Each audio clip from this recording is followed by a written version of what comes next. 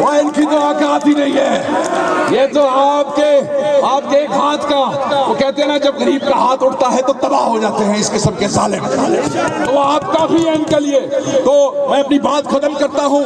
خان کا پیغام پہنچ گیا, امانت تھی, پہنچ گیا کہ نہیں آپ کے پاس؟ یقین ہو گیا خان آپ کے ساتھ ہے نا, وہ جیل میں بیٹھا آپ کے ساتھ ہے. وہ پنجابی میں کہتے ہیں کہ الو لگانے کے لیے نہیں بھیجا اس نے ہمیں, یکجہتی کے لیے بھیجا ہے. تو ہاتھ اٹھائیں, دعا کرتے ہیں, دعا کرتے ہیں, ہاتھ اٹھائیں. اے میرے اللہ ہمیں ان ظالموں سے نجات دلا. ہاتھ اٹھاؤ, ہاتھ اٹھاؤ. جو نہیں اٹھا رہا وہ ظالم کے ساتھ ہے, جو ہاتھ نہیں اٹھائے گا وہ ظالم کے ساتھ ہے.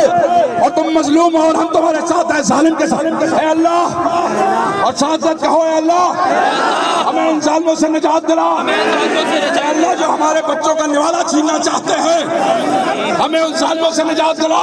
اے میرے اللہ, اے رب العالمین, یہ فسطائی جو ہے انہیں اس ملک سے دفع کر دے. اے رب العالمین, یہ جو غریب کے دشمن ہیں, یہ جو حق کے ساتھ کھڑے ہونے والوں کے لیے دشمن ہیں, انہیں جلد اپنے منطقی انجام تک پہنچا دے. اے اللہ ظالم کا تو نے ہمیشہ رسوا کیا ہے, اور تیرا وعدہ ہے قرآن میں کہ ظالم دنیا اور آخرت میں رسوا ہوگا. اے اللہ انہیں ان کے جلدی انجام تک پہنچا دے.